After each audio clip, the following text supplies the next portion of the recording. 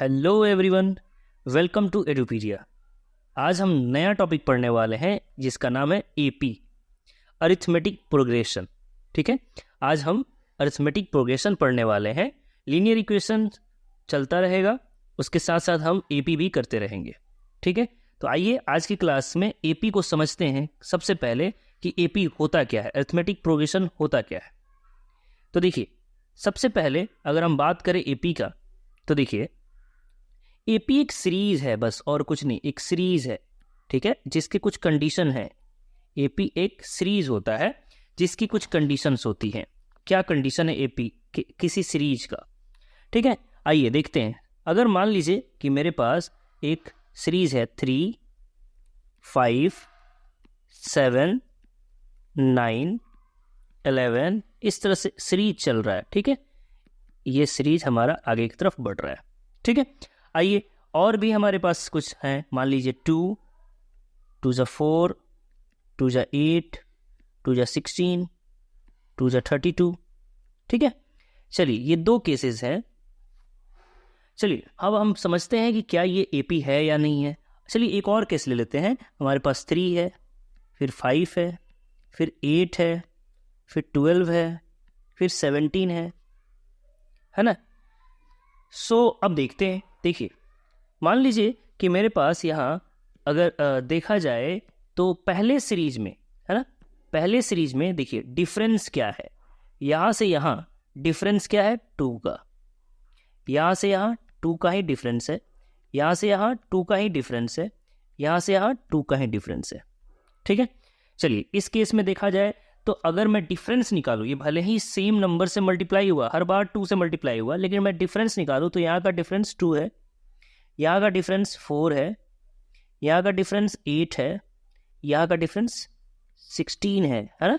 घटा के देखेंगे, बार बार माइनस करके देखेंगे। माइनस कीजिए, 4 में से 2 आएगा, 8 में से 4 जाएगा तो 4 आएगा, 16 में से 8 जाएगा तो 8 आएगा, 32 में से 16 जाएगा तो 16 आएगा। तो डिफरेंस जो है यहाँ सेम नहीं है, राइट। यहाँ देखा जाए तो डिफरेंस 2 है पहले, फिर 3 का डिफरेंस है, फिर 4 का डिफरेंस है, फिर 5 का डिफरेंस है। यहाँ डिफरेंस जो है वो असेंडिंग ऑर्डर में है, डिफरेंस भी आगे की तरफ बढ़ रहा है। ठीक है, ऐसे केस में मैंने ये सारे के सारे आपको एग्जाम्पल के तौर पे इसलिए दिया है ताकि एक बार में आप पहचान जाए कि कौन एपी है और कौन एपी नहीं है। इसमें जो पहला सीरीज है बस यही एक एपी है, बाकी दोनों जो है वो एपी नहीं है। अरिथमेटिक प्रोग्रेशन यानी एक ऐसा सीरीज जो एपी में हो, ऐसा सीरीज हम नहीं कह सकते इसको, है ना। एपी यानी कंडीशन क्या है बाबू? In AP there should be a common difference, difference should be common, है ना। डिफरेंस जो होगा वो हमेशा कॉमन होगा। कोई मतलब कि सबके पास जो डिफरेंस आएगा, हर कंसेक्यूटिव टर्म्स के बीच जो डिफरेंस आएगा वो सेम आएगा। हर बार 2-2 का ही डिफरेंस है। अगर ये डिफरेंस अलग भी हो सकता है, 3 हो सकता है, 5 हो सकता है, लेकिन हर टर्म के बीच सेम डिफरेंस होना चाहिए। अगर 5 यहाँ आए तो 5 यहाँ भी, यहाँ भी, यहाँ भी, हर जगह 5 आए। ठीक है, ये हमारा एपी है। तो चलिए एनसीईआरटी के एक्सरसाइज 1 में हम सीखते हैं कि कैसे एपी को सॉल्व करते हैं, एनसीईआरटी के क्वेश्चंस को सॉल्व करते हैं। ठीक है, तो आइए हमारे पास एनसीईआरटी के ये कुछ क्वेश्चंस हैं। पहला क्वेश्चन कह रहा है, in which of the following situation does the list of numbers involved make an arithmetic progression and vice. कह रहे इनमें से कौन सा कंडीशंस हैं जो एपी को परफॉर्म कर रहे हैं, एपी शो कर रहे हैं और क्यों कर रहे हैं। ठीक है, तो चलिए पहले क्वेश्चन की बात कर लेते हैं। ठीक है, इस क्वेश्चन में अगर देखा जाए तो कह रहा है कि taxi fare after each kilometre when the fair is ₹15 for the first kilometre and ₹8 for each additional kilometre. एक टैक्सी है जो पहले किलोमीटर के लिए, फर्स्ट किलोमीटर के ना 15 रुपये लेते हैं। ठीक है, 15 रुपये लेता है टैक्सी ड्राइवर, है ना। उसके बाद टैक्सी फेयर 15 रुपीज़ है। उसके बाद सेकंड किलोमीटर जब जाएंगे तो ये 15 में 8 रुपया और ऐड हो जाएगा सेकंड किलोमीटर का, और हर लगातार किलोमीटर के लिए 8-8 रुपया बार बार ऐड होता जाएगा, है ना। हर बार ये 15 + 8 + 8, है ना, थर्ड किलोमीटर का 8। ठीक है, तो हर बार वो 8-8 रुपया, फर्स्ट किलोमीटर का वो 15 रुपया लेगा, 15 रुपीज़, और सेकंड किलोमीटर का फिर से 8 रुपये एक्स्ट्रा, थर्ड का फिर से 8 रुपये एक्स्ट्रा, है ना। तो देखा जाए तो ये जो डिफरेंस आ रहा है 8 का, फिर से 8 का, फिर से अगली बार 8 का, तो हाँ बिल्कुल ये फर्स्ट कंडीशन जो है एपी को शो कर रहा है। सेकंड क्वेश्चन को देखते हैं। The amount of air present in a cylinder when a vacuum pump removes 1/4 of the remaining in the cylinder at a time.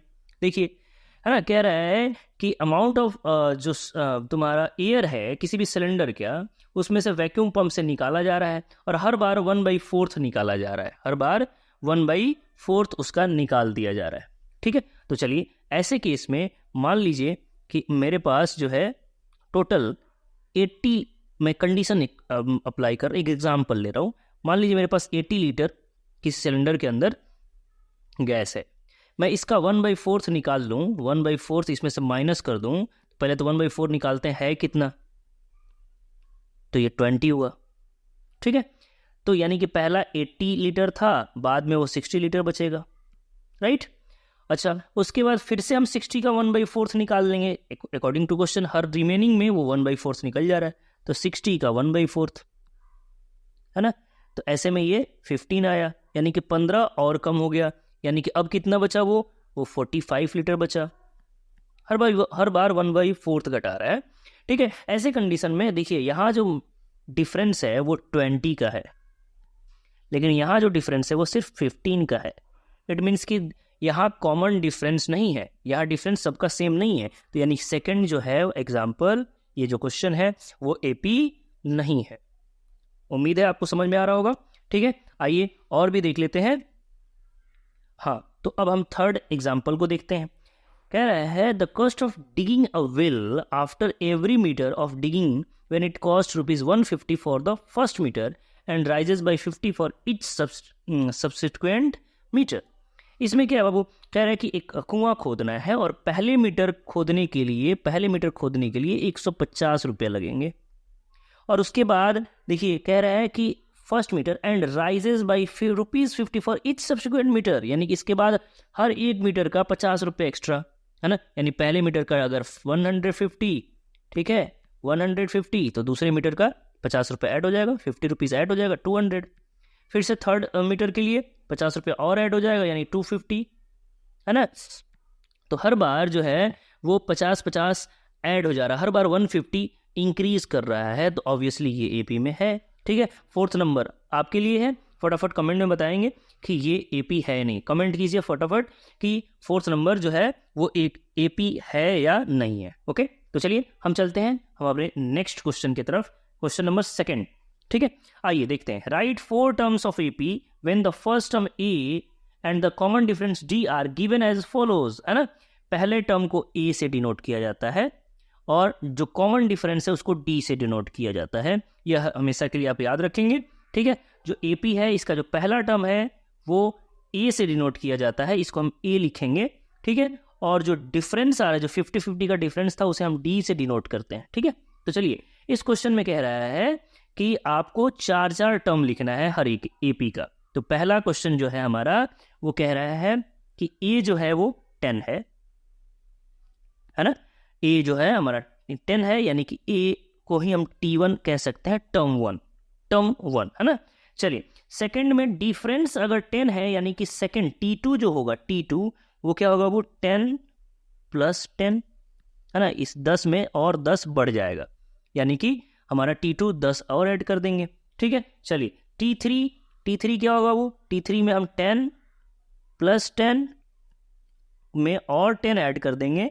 ठीक है, तो ये 30 हो जाएगा, ये T3 हो गया। ठीक है, T4 के लिए 40 हो जाएगा, है ना, ये 40 हो जाएगा। तो बेसिकली देखिए T1 जो है वो हो गया 10, T2 जो है वो हो गया 20, T3 जो है वो हो गया 30। देखिए D ऐड करते जाना है, 10 D जो है 10 है, तो 10 आपको ऐड करते जाना है। T4 जो है वो हो गया आपका 40। ऐसे केस में आप आसानी से कह सकते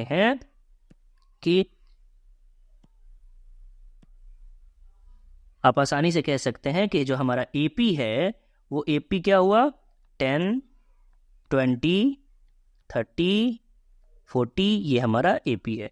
ठीक है, डॉट डॉट डॉट, ऐसे करके ये हमारा एपी बनता चला जा रहा है। ठीक है, इस तरह से ये एपी एक है और आगे बनता चला जाएगा। ठीक है, डिफरेंस जो है वो निगेटिव भी हो सकता है ना, ए जो है वो भी निगेटिव हो सकता है, इसमें कोई बड़ी बात नहीं है। ठीक है, जैसे कि थर्ड नंबर क्वेश्चन को देख लेते हैं। हमारे पास थर्ड नंबर जो क्वेश्चन है वो क्या कह रहा है, देखिए ए जो है वो 4 है ना, ए जो है वो आपका कितना दिया हुआ है, 4 दिया हुआ है, ए इज इक्वल टू 4। ठीक है, वही डी जो है, डी इस बार कितना है बाबू, -3 है। ठीक है, डी जो है वो निगेटिव नंबर दिया हुआ है, इससे कोई दिक्कत वाली बात नहीं है। ठीक है, हर बार -3 करेंगे, यानी कि T1 जो होगा, ए को ही हम कहते हैं, तो T1 तो 4 हो गया।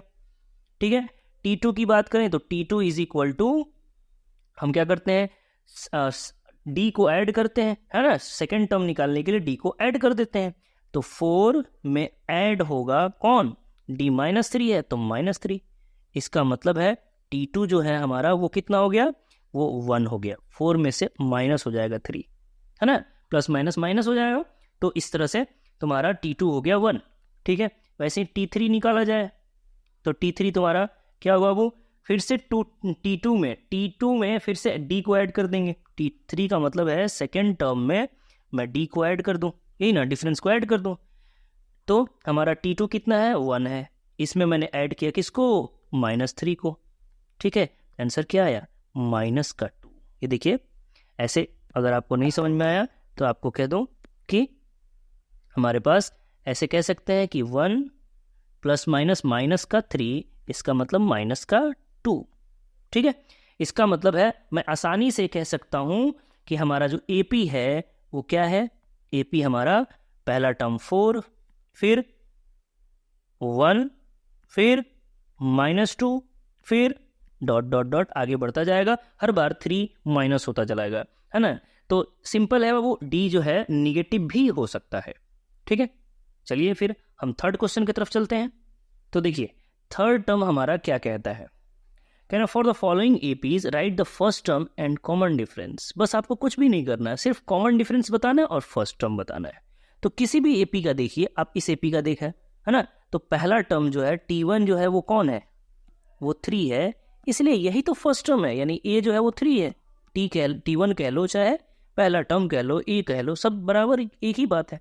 ठीक है, डी निकालने के लिए, है ना, कह रहे कॉमन डिफरेंस भी निकालना है, इट मीन्स कि डी जो है कैसे निकाला जाता है, किसी भी 2 लगातार टर्म को माइनस करके, है ना, किसी भी 2 लगातार टर्म को माइनस करके डी निकाला जाता है। इट मीन्स कि मैं डी निकालने के लिए T2 में से T1 को माइनस कर दूंगा, सेकेंड टर्म में से फर्स्ट टर्म को माइनस कर दूंगा। ठीक है, 1 - 3, ठीक है, T2 जो है 1 - 3 हो जाएगा, तो ये हो जाएगा -2। सिंपल, डी जो है वो कितना आ गया, -2 हो गया, सिंपल है, कोई बड़ी बात नहीं। ठीक है, वैसे ही चलिए अगर मैं बात करूं यहाँ किसी दूसरे क्वेश्चंस की बात कर लेता हूँ, चलिए इसकी बात कर लेता हूँ। ठीक है, चलिए यहाँ पे T1 कौन है, T1 जो है 0.6 है। ठीक है, तो सिंपल सी बात है, अगर 0.6 है तो यही हमारा फर्स्ट टर्म यानी कि E जो है 0.6 होगा। ठीक है, ये इतना हो गया।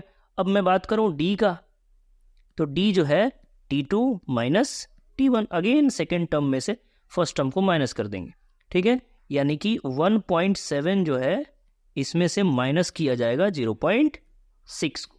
ठीक है, यानी D जो है 1.7 में से 0.6 माइनस हुआ तो कितना हुआ, 1.1, तो ये D हो गया। सिंपल सा बात है, आपको D निकालने के लिए लगातार टर्म में से माइनस कर देना होता है, यानी आपके लिए सबसे इजी यही है कि सेकंड टर्म में से फर्स्ट टर्म को माइनस कर दे और कॉमन डिफरेंस आसानी से पता चल जाएगा। तो उम्मीद है ये तीनों क्वेश्चन आपको समझ में आ गया होगा, बहुत ही इजी क्वेश्चंस हैं और आप ऐसे ही बने रहे, वीडियो को रोज देखते रहें, आपको रोज कुछ ना कुछ नया सीखने को मिलेगा।